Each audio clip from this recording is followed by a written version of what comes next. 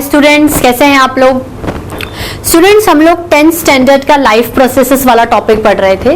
Life processes में हमने पिछली बार ट्रांसपोर्टेशन इन ह्यूमन बीइंग्स में जो हमारा सबसे कहें तो काफी लंबा चलने वाला टॉपिक हार्ट दिल कंप्लीट हो गया था। ठीक है, उसको कंप्लीट करने के बाद हमने स्ट्रक्चर पढ़ लिया था, फंक्शन पढ़ लिया था।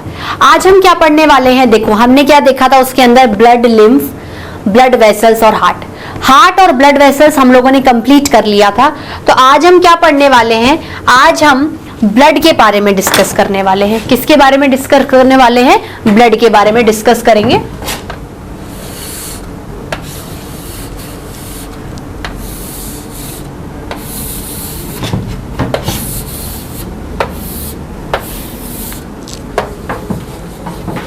ऐसे तो ब्लड लाल कलर का होता है तो लाल से लिखना चाहिए, पर कोई बात नहीं, येलो भी चलेगा। ठीक है, ब्लड क्या होता है? मैंने आपको ब्लड 9th क्लास में टिश्यू में भी पढ़ाया था। ब्लड एक कनेक्टिव टिश्यू है। ब्लड एक टिश्यू क्यों है? क्योंकि इसके अंदर ग्रुपिंग ऑफ सेल्स होती है। ब्लड एक कनेक्टिव टिश्यू क्यों है? क्योंकि इसके अंदर ग्रुपिंग ऑफ सेल्स होती है। आप जानते हैं ग्रुप ऑफ सेल्स टिश्यू कहलाता है।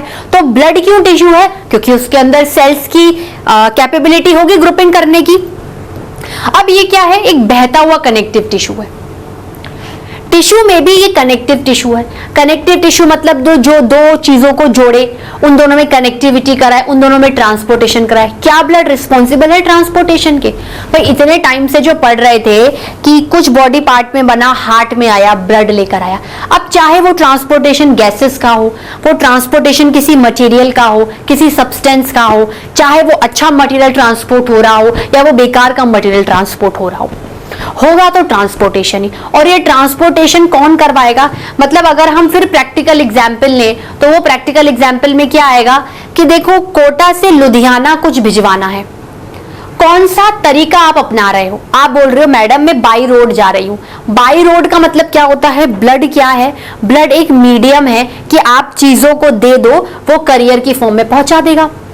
आपने बोला मुझे गैस पहुंचानी है हार्ट से बॉडी पार्ट को, हार्ट से लेके लंग्स के बीच में मेरे को गैसेस का ट्रांसपोर्टेशन करवाना है। हार्ट में कोई गैस है, मेरे को उसे लंग तक पहुंचाना है। फाइन, रोड का मीडियम लिया, ब्लड का मीडियम लिया। अब रोड के ऊपर या तो आप चल के जाओगे, ट्रक से जाओगे, कार से जाओगे, बैलगाड़ी से जाओगे। तो ब्लड के पास ये करियर्स क्या है? या तो आर्टरी पे बैठ के जाओ, या कैपिलरीज पे बैठ के जाओ, या फिर वेन्स पर बैठ के जाओ। इस तरीके से ही आप समझोगे। ठीक है, तो ब्लड क्या है? ब्लड एक, पहली बात तो ब्लड होता क्या है? ब्लड एक लिक्विड है, सॉलिड चीज नहीं है। ब्लड क्या है? एक लिक्विड है। Blood is a fluid. सबसे पहले सिंपल भाषा में लिखेंगे, blood is a fluid. Blood is a fluid. ठीक है, उसके बाद blood is a fluid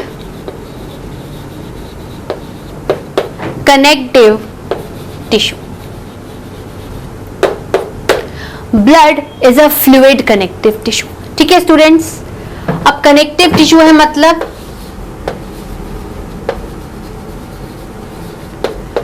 connect to structures. अब कौन सा स्ट्रक्चर? खंबे से खंबे को तो नहीं जोड़ेगा ना, बॉडी के ही दो स्ट्रक्चर्स को। तो connect to structures of the body,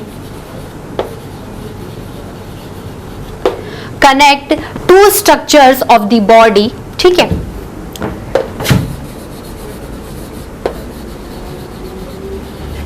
and hence show connections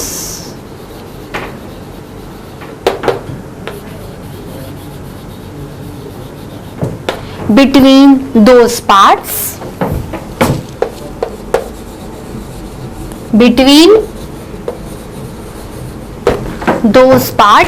and allow। और सबसे बड़ा काम क्या है? क्योंकि हम ट्रांसपोर्टेशन और सर्कुलेटरी सिस्टम में पढ़ रहे हैं, and allow transportation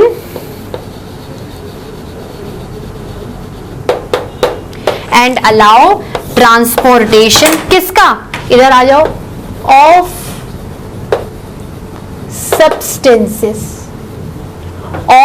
substances between दो स्ट्रक्चर, जो भी स्ट्रक्चर्स आप कनेक्ट कर रहे हो,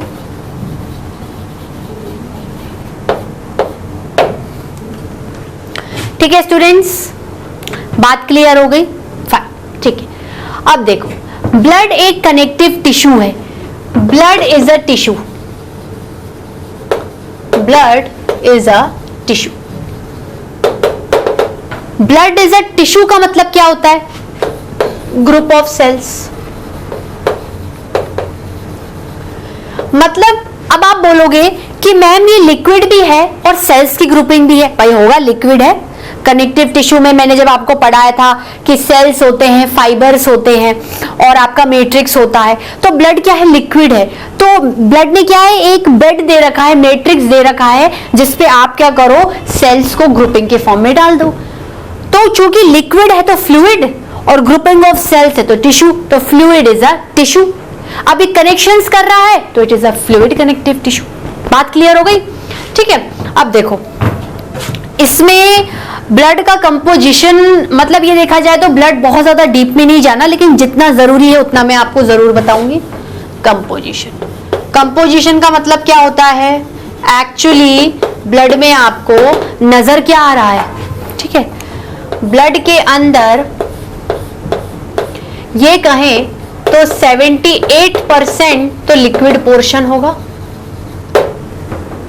या एक काम करो, मेजॉरिटी में लिक्विड पोर्शन है, मेजॉरिटी में क्या है, लिक्विड है। तो आप एक रेंज में लेके चलो, आप क्या करो, रेंज लेके चलो कि 78 to 80% तो इसका पोर्शन क्या है, लिक्विड है।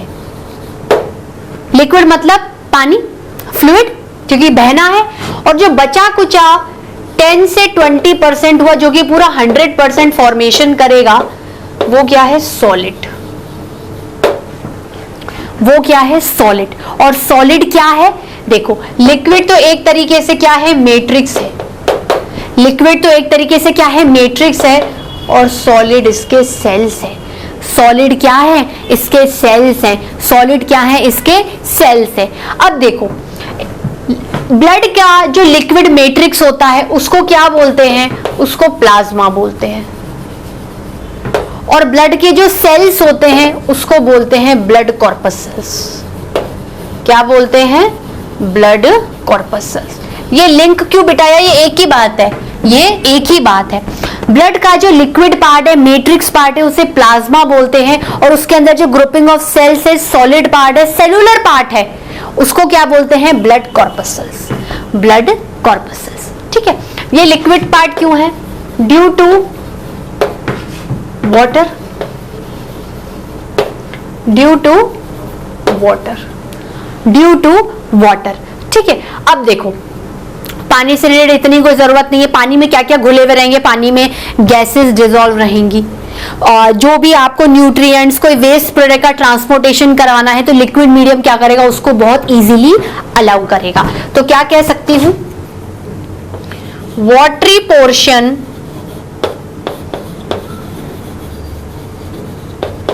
Allow, watery portion allow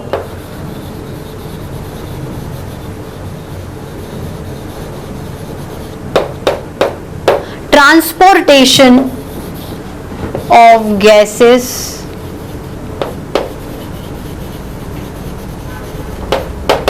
nutrients and substances through it,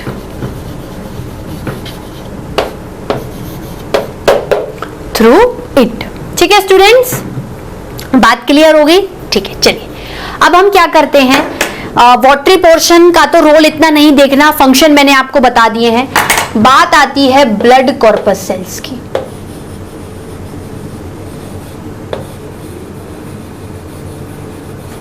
blood corpuscles मतलब ब्लड के सेल्स, ब्लड का सेलुलर कंपोनेंट, ब्लड का cellular part. Blood corpuscles क्या है,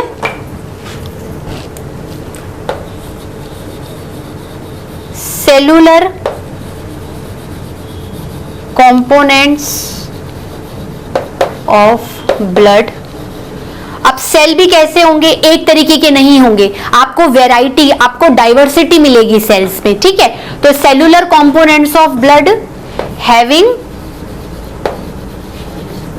वेरियस काइंड्स ऑफ सेल्स। अभी मैं आपको बताऊंगी वो कौन से काइंड्स हैं।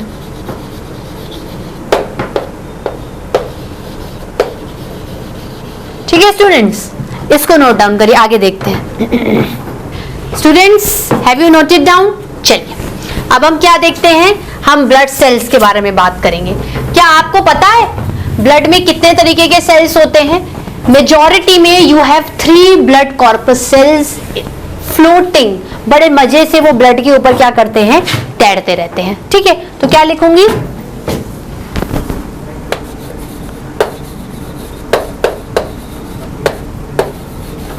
थ्री टाइप्स ऑफ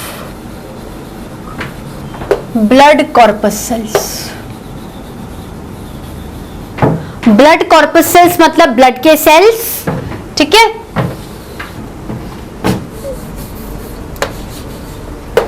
कौन से आएंगे स्टूडेंट्स,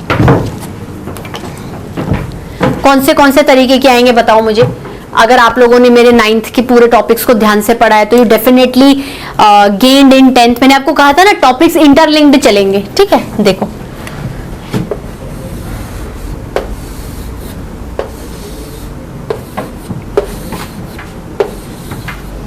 ये थर्ड वन, ठीक है। पहला कौन सा आएगा, पहला आ रहा है रेड ब्लड सेल्स, या फिर रेड ब्लड कॉर्पस सेल्स भी बोल सकते हो, आरबीसीस, ठीक है स्टूडेंट्स। फिर आता है वाइट ब्लड सेल्स, इनको क्या करेंगे, डब्ल्यूबीसीस। और तीसरे आते हैं प्लेटलेट्स।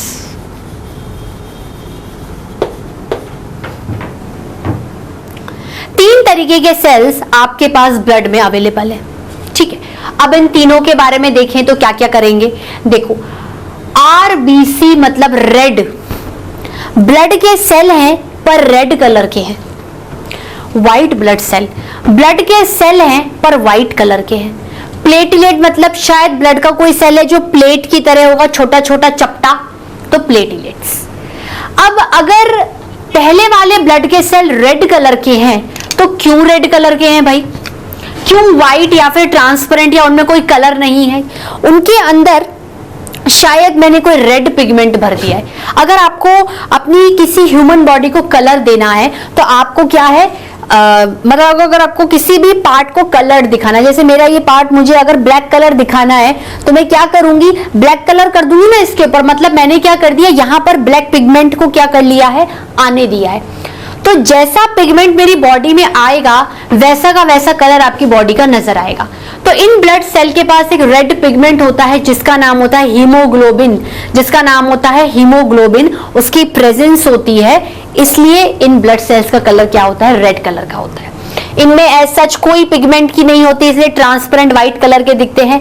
ये भी लगभग क्या होते हैं, कलरलेस तो नहीं बोल सकते, ये थोड़े से आपके मतलब प्लेटलेट्स का इस तरीके से कलर कोई डिफाइन नहीं किया है। मेनली इनका फंक्शन बहुत इंपॉर्टेंट है, मेनली क्या है, इनका फंक्शन बहुत इंपॉर्टेंट है। ये क्या है, तो स्मॉल साइज छोटे छोटे प्लेट की तरह होते हैं, थोड़े बहुत फ्रॉम वेरी कर सकते हैं, कलरलेस टू पिंकिश रेडिश, पर बहुत स्पेसिफिकली इनका कलर हमें नहीं इतना कुछ डीप में जाना। जो रेड कलर है या व्हाइट कलर है उसका सिग्निफिकेंस आपके रेड कलर पिगमेंट पे डिपेंड करता है, ठीक है। अब होता क्या है, अगर हम बात करें तो शुरुआत में क्या है, हम देखेंगे कैसे भाई, किसी भी चीज को अगर हम पकड़ते हैं तो सबसे पहले हम उसके बारे में देखते हैं कि भाई ऐसा दिख रहा है, सर्कुलर है या ये कॉनकेव है, इस तरीके से, ठीक है। तो हम कह सकते हैं कि जो आपके रेड ब्लड सेल्स होते हैं उनका जनरल शेप क्या होता है, सर्कुलर। उनका क्या शेप होता है, सर्कुलर। इनका शेप क्या होता है, इनका शेप होता है इर्रेगुलर। ये ऐसे सर्कुलर हो सकते हैं, स्फेरिकल, ओवल, बाइकॉन्केव, इतना डीप में नहीं जाना, एक जनरल आइडिया दे रही हूँ। इरेगुलर मतलब ये सेल की शेप यूं इरेगुलर है, कोई शेप ही नहीं है, किसी भी तरीके से बना दो, वेवी बना दो। और प्लेटिलेट क्या होते हैं, ऐसे छोटे छोटे होते हैं, स्मॉल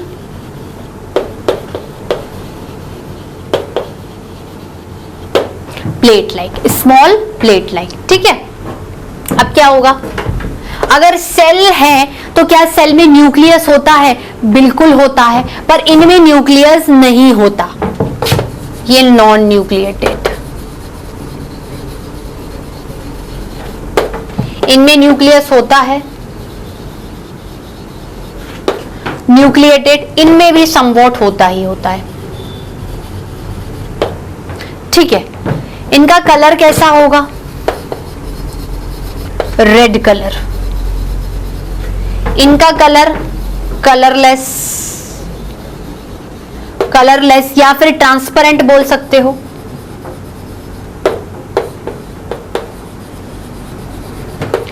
कलरलेस, ट्रांसपेरेंट। इनका क्या होता है? From colourless to yellowish, pinkish, reddish, कोई भी कलर का हो सकता है, वेरी करते हैं ये सब। पिंकिश, रेडिश, ठीक है। अब उनका कलर रेड क्यों होता है भाई? कोई भी अगर रीजन दे रहे हैं तो बायोलॉजी में प्रूफ और साइंटिफिकली प्रूफ देना पड़ेगा ना। रेड कलर क्यों होता है? Due to red colour pigment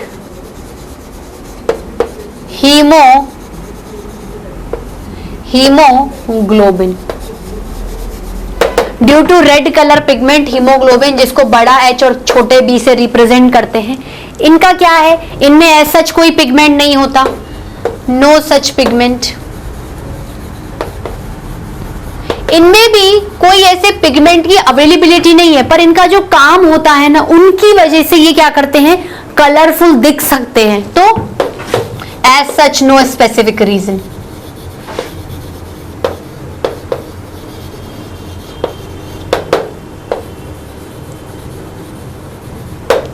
ठीक है। अब देखो लाइफ स्पैन के बारे में बात करें। चलो एक काम करते हैं, सबसे पहले फंक्शंस के बारे में बात करते हैं। ये तीनों का है, ये तीनों यहां पर आ जाते हैं। मैं वापस से एक बार लिख देती हूं इनका नाम। ये आप आरबीसीज के बारे में देख रहे हो, यहां डब्ल्यूबीसीज के बारे में देख रहे हो, और फिर प्लेटलेट्स।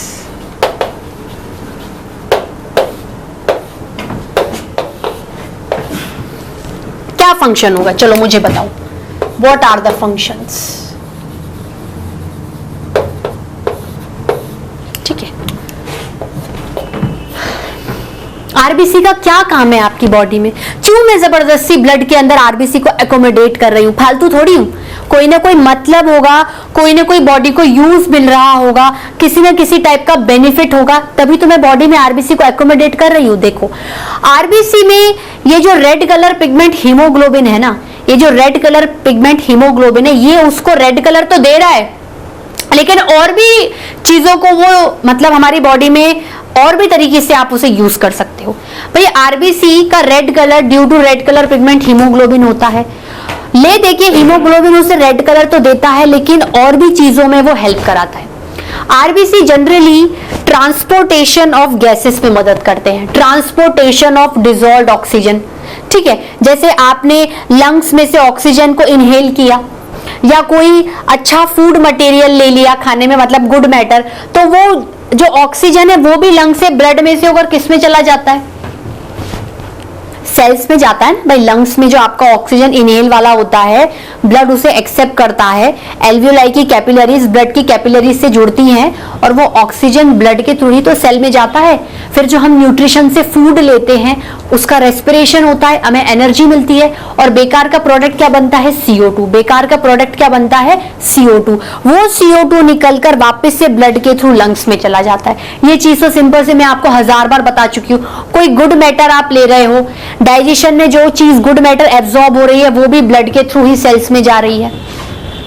ठीक है, अब मान लो वेस्ट प्रोडक्ट बन गया, तो तो वेस्ट प्रोडक्ट अगर वापस से घूमकर किडनी में आ रहा है, जैसे अब एक्सक्रीशन में पढ़ोगे, या कहीं पर भी ब्लड को वेस्ट प्रोडक्ट निकालना है बॉडी से बाहर निकालने के लिए, जैसे वो दो तरीके से हो सकते हैं। वेस्ट प्रोडक्ट आपके सॉलिड सब्सटेंसेस के फॉर्म में भी हो सकते हैं, वेस्ट प्रोडक्ट आपके गैसेस भी हो सकते हैं। जैसे CO2 वेस्ट प्रोडक्ट बना तो CO2 वापस से ब्लड के जरिए ही लंग्स में जाएगा और लंग्स उसे एक्सहेल कर देंगे। कोई बेकार का मैटर ब्लड में से आ रहा है तो ब्लड उसे क्या करेगा, आपके शायद एक्सक्रीशन के लिए छोड़ देगा। अभी आप एक्सक्रीशन में एक्सक्रीटरी सिस्टम पढ़ोगे, तब आप देखोगे कि कैसे ह्यूमन बींग्स में वेस्ट मैटर बॉडी से बाहर निकलता है।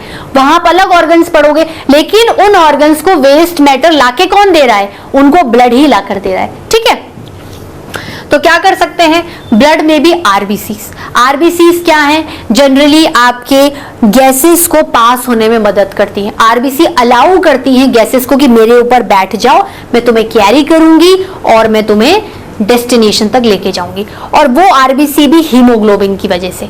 ठीक है, मेनली ऑक्सीजन हीमोग्लोबिन के साथ जुड़ता है, हीमोग्लोबिन आरबीसी के अंदर होता है और आरबीसी उसको टारगेट लोकेशन तक पहुंचाएंगे। मतलब जैसे ऑक्सीजन आया, ऑक्सीजन ब्लड में आया, वो ऑक्सीजन क्या हो गया, हीमोग्लोबिन के पास चलेगा। मतलब हीमोग्लोबिन के पास दो काम हो गए कि एक तो हीमोग्लोबिन आपके आरबीसी को रेड कलर प्रोवाइड करवा रहा है, इसलिए उसको आरबीसी बोला, और गैसेस के ट्रांसपोर्टेशन में भी मदद करवा रहा है। ऑक्सीजन हीमोग्लोबिन के साथ बैठेगा, आरबीसी के ऊपर बैठकर सेल्स में चला जाएगा, उसमें जो वेस्ट प्रोडक्ट बनेगा वो वापस से हीमोग्लोबिन के पास आएगा, हीमोग्लोबिन फिर आरबीसी पे बैठेगा और उसे बाहर पहुंचा देगा। ठीक है, तो क्या कह सकते हैं, transportation of gases along with haemoglobin. Haemoglobin को नहीं भूलना स्टूडेंट्स, अगर आप हीमोग्लोबिन के भूल जाओगे तो एग्जामिनर आपकी स्टडी को आधी अधूरी समझेगा और मार्क्स भी आधा अधूरा ही देगा। डब्ल्यूबीसी हमारी बॉडी के डिफेंस के आदमी है, सोल्जर्स के आदमी। जैसे सोल्जर्स हमारी प्रोटेक्शन करते हैं ना, उसी तरीके से डब्ल्यूबीसी भी हमारी प्रोटेक्शन करते हैं। ये हमारी बॉडी के इम्यून सिस्टम को जागने में मदद करते हैं। जैसे मेरी बॉडी बैठी हुई है, कोई भी फॉरेन एजेंट बाहर से आ गया है और वो आपकी बॉडी में डिजीज करने के काबिल है, अनकंफर्ट जोन में डालने के लिए आपको काबिल है, कुछ चेंजेस क्रिएट करने के लिए वो पैदा हुआ है, तो बॉडी क्या करेगी, क्या बोलेगी, आओ मेरी बॉडी में चेंजेस करो। नो स्टूडेंट्स, ऐसा कुछ नहीं होगा। आपकी बॉडी में क्या होगा, उस टाइम पर ये जो सोए हुए डब्ल्यूबीसी से जाग जाएंगे, सोल्जर्स रेडी हो जाएंगे to kill that foreign agent which is able to cause disease in you. ठीक है, जो भी आपकी बॉडी में अनवांटेड चेंजेस करना चाहेंगे या आपके लिए हार्मफुल है, उनको कौन मारेगा, डब्ल्यूबीसी। तो WBC provide defence to the body, they actually kill. ये इरेगुलर शेप क्यों होते हैं, ये अमीबा की तरह होते हैं। जैसे अमीबा अपने खाने को देखती है ना, उसी तरीके से फॉरेन एजेंट डब्ल्यूबीसी का खाना है, इरेगुलरली अमीबा की तरह पहुंचेंगे और फट से उसे खाकर टुकड़ों में करके बॉडी से बाहर निकाल देंगे, फ्लश आउट कर देंगे। यूरिन से निकल सकता है, स्वेटिंग से, पसीने से, किसी भी तरीके से वो आपकी अनवांटेड चीजों को आपकी बॉडी में टिकने नहीं देंगे, उसे किल कर देंगे। ठीक है, तो they are soldiers, provide protection, defence, enhance immunity, and hence builds our immunity. Immunity मतलब बॉडी में कितनी क्षमता है कि वो बाहर की चीजों को किल कर सकती है। अगर आपकी बॉडी की इम्यूनिटी कम होगी तो आप क्या होगे, जल्दी से बीमार पड़ जाओगे, फॉरेन एजेंट क्या हो जाएगा, हावी हो जाएगा ना। And defence and hence builds immunity. Platelet, platelets क्या होते हैं, ये स्मॉल साइज के होते हैं। इनका काम क्या होता है, अगर आपकी बॉडी में कहीं कोई कट लग गया है तो बॉडी का ब्लड अनवांटेड लॉस नहीं हो जाए, इसलिए वहां पर क्या कर दो, ब्लड को रोक दो, उसको क्या करो, प्लग कर दो, उस वहां पर एक क्लॉट बना दो। अपन बोलते हैं ना कि खून का थक्का जमा दो, थक्का मतलब खून वहीं रुक गया। तो जब भी आपकी बॉडी में कोई कट लगता है और ब्लड बाहर निकल रहा है बॉडी से, तो ये प्लेटिलेट्स क्या करेंगे, वहां करेंगे उस कट वाले रीजन पे और एक दूसरे के ऊपर प्लेट की तरह जम जाएंगे, प्लेट की तरह जम जाएंगे और वहां पर वो एक प्रोटीन को बनाते हैं, वहां पर एक फाइबर जैसे प्रोटीन का जन्म देते हैं। वो ये प्लेटिलेट्स प्लेटलेट्स क्या करते हैं, वहां जो कट वाला रीजन है, डैमेज्ड वाला रीजन है, उसके पास जाएंगे और वहां पर एक प्रोटीन का निर्माण करेंगे। उस प्रोटीन का नाम होता है फाइब्रिन, जो कि फाइबर्स की तरह होता है। वो फाइब्रिन क्या होता है, थ्रेड लाइक स्ट्रक्चर्स होते हैं प्रोटीन, बहुत सारे फाइबर्स आपस में ऐसे घुस से जाते हैं, आपस में घिसपिट हो गए, मैशवर्क हो गया, इंटरमिंगल हो गया। वो इंटरमिंगल स्ट्रक्चर क्या है, उसको पकड़ लेगा, उसको दबा देगा, वहां पर क्या रास्ता बंद हो जाएगा, तो ब्लड क्या होगा, आगे नहीं बढ़ेगा। तो इस प्रोसीजर को क्या बोलेंगे, इस प्रोसीजर को बोलेंगे खून का रुकना, ब्लड का क्लॉट हो जाना। तो प्रोसेस का नाम क्या हो गया, ब्लड क्लॉटिंग, जिससे कि आपकी बॉडी में अनवांटेड लॉस ऑफ ब्लड नहीं हो जाए, क्योंकि अगर ब्लड का लॉस हो जाएगा तो बॉडी क्या हो जाएगी, उसमें दिक्कत शुरू हो जाएगी ना आप लोगों को। तो ब्लड क्लॉटिंग में क्या होता है, whenever any damage occurs in the body,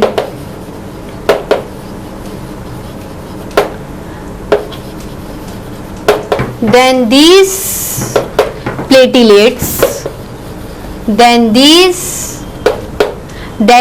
platelets will go there and allow fibrin protein to form a network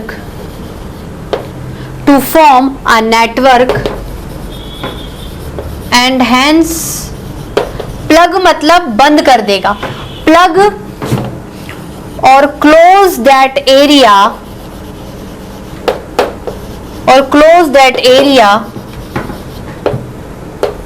and prevent blood loss ठीक है। जैसे ये कट लगा, ब्लड बह रहा है, अब प्लेटिलेट्स क्या हो गए, यहां पर चले गए कट वाले रीजन पे और इन्होंने फाइबर बना दिए। तो ये फाइबर क्या करेंगे, ये इतना जाल बना लेंगे अपना। अब देखो ये बंद हो गया ना, खून निकलना बंद हो गया, खून निकलना बिल्कुल बंद हो जाता है। ठीक है स्टूडेंट्स, आज का लेक्चर यहीं पर ओवर करती हूँ। इसी के साथ इस लेक्चर में ब्लड का टॉपिक पूरी तरीके से कंप्लीट हो गया है। नेक्स्ट लेक्चर में लिम्फ स्टार्ट करेंगे और transportation in plants. Okay students, thank you.